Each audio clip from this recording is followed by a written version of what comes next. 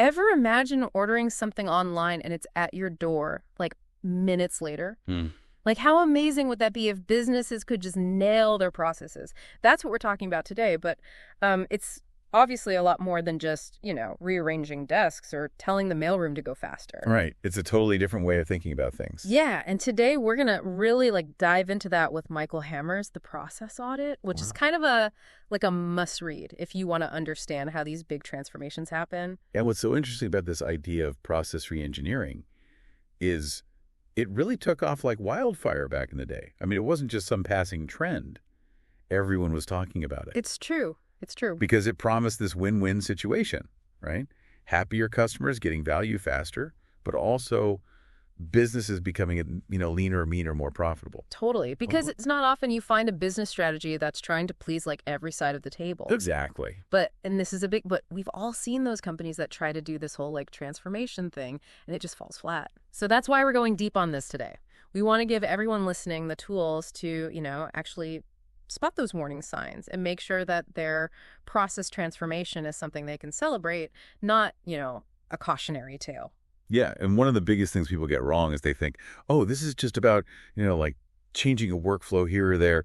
But Hammer's argument is way deeper than that. Yeah. He's talking about a fundamental shift in how the whole company operates. Like imagine you're upgrading the entire operating system of a computer. Okay, I like that analogy. It's not just about getting a faster processor.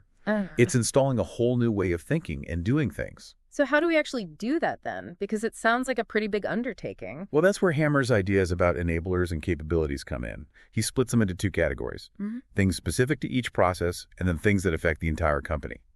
So the enablers are like your tools and ingredients, right? And the capabilities are more like the environment you're working in, think the soil conditions for garden or something. So you could have all the right tools, but if your soil is no good, you're not going to grow anything. Precisely. You need both to really succeed. So let's break down these enablers. Then Hammer says there are 5 main ones: design, performers, owner, infrastructure, and metrics. And he's very clear that you need all 5, not just 1 or 2. They all need to be working for a process to really hum. Let's start with design. A well-designed process, it should be like a clear recipe. Imagine trying to bake a cake with vague instructions like add a dash of this or a pinch of that. It'd be chaos. And probably a pretty terrible cake, too. Exactly. So a well-defined process means everyone knows the steps. There's consistency, less room for error. Makes sense. So it's about removing that guesswork as much as possible. Exactly. And just like you need skilled bakers to follow that recipe, the second enabler. Yeah. Performers is all about having the right people with the right skills. But it goes beyond just, checking boxes. These need to be your problem solvers, the people who get the why behind what they're doing. So it's about having that sense of ownership, understanding how their piece fits into the bigger picture. Right. And that leads us to the third enabler, the owner. Every good process needs a champion, someone who lives and breathes it. I like that, someone who really owns it. Exactly. And they're not just a figurehead. They need the authority to make calls, remove roadblocks, and really advocate for the process. Think of them like the conductor of an orchestra. Keeping everyone in sync. Yes. Making sure it all comes together. I love that analogy. So we've got a clear process design, we've got skilled people, and a passionate leader. What's next? Well, you can't bake a cake without a working oven, right? Very true. That's your infrastructure, the fourth enabler.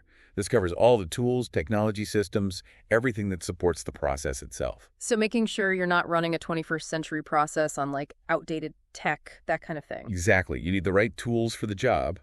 Yeah. Otherwise, even the best team will be stuck. And finally, you need some way of knowing if the process is actually working. That's where metrics come in, the fifth enabler. Because it's not enough to just hope for the best, right? Yeah. You need data to track performance, spot any bottlenecks, and make improvements as you go. Absolutely. Measurement is key, but it's important to choose the right things to measure. So if we're talking about that online order from before, we'd want to know how long it takes from click to delivery, how many orders are processed correctly, how happy the customer is with the whole experience. Precisely. It's about figuring out what success looks like for that specific process and then tracking those metrics. Yeah. But here's the thing.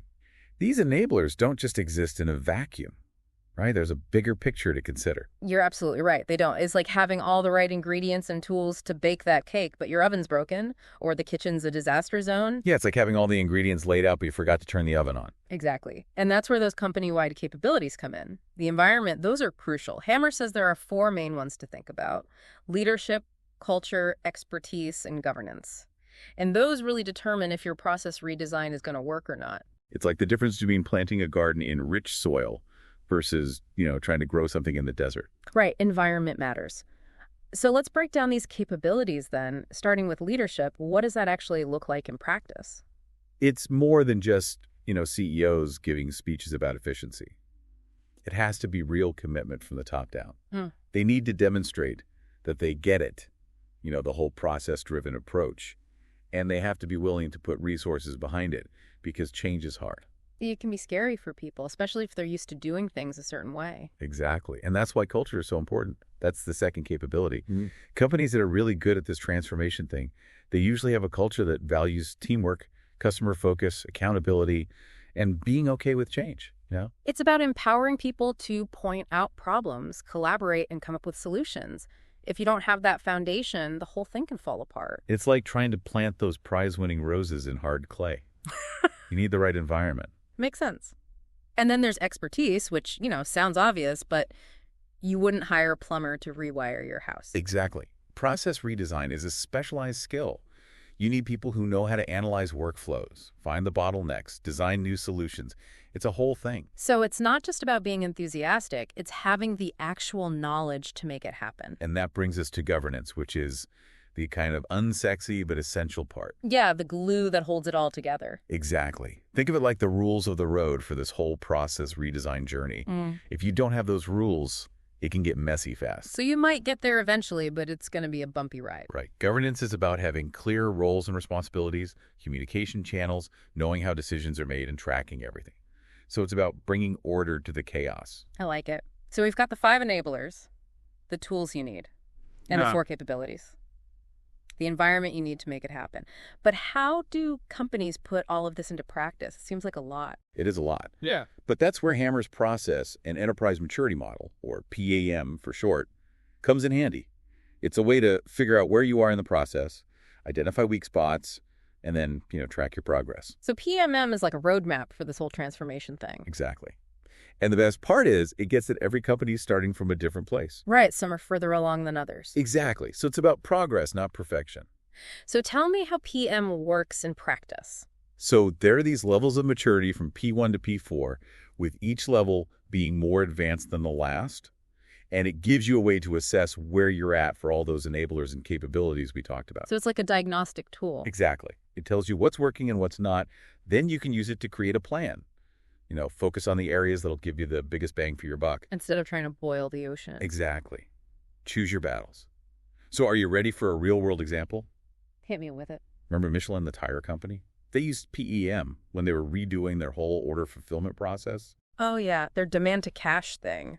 What are they trying to fix again? It was a mess before. Honestly, customers had to deal with 1 million different departments, tons of back and forth. It took forever. Sounds like a headache. It was.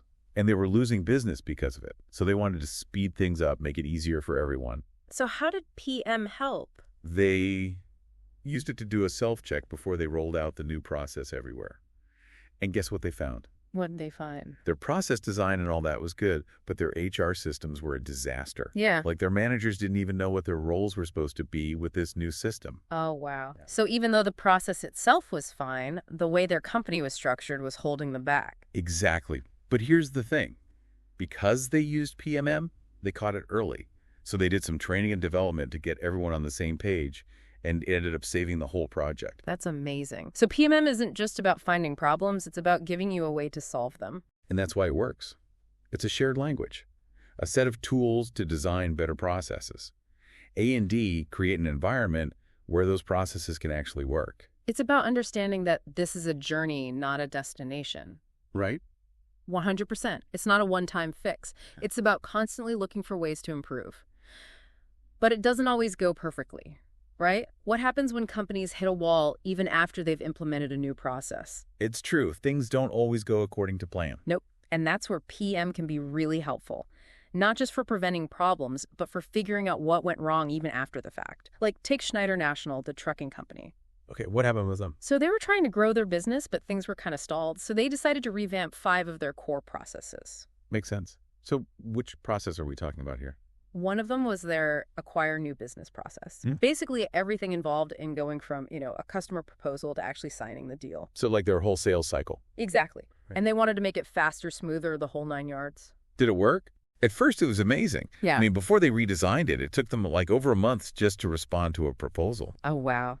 That's not very efficient. No, it wasn't. Mm. But after they implemented the new process, they were responding in less than 3 days. Get out of here. Seriously. Seriously. And their win rate, you know how many of those proposals actually turned into contracts that shot up by like 70%? Okay, so huge improvements across the board. Huge but, and you knew there was a but coming. There's always a but. Right. It couldn't last forever. So what happened? Did they just drop the ball? Well, it's easy to think that, but they actually used PEM to figure it out. Yeah. And what they realized was fascinating. The process itself, the enablers, all that was solid. But those company-wide capabilities we talked about, leadership, culture, expertise, governance, those were lagging behind. So the process was there, but the company wasn't quite ready to support it long term. Exactly. They kind of slipped back into old habits. Departments weren't talking. Communication broke down. You know how it goes. It's so easy to go back to what's comfortable, even if you know it's not the best.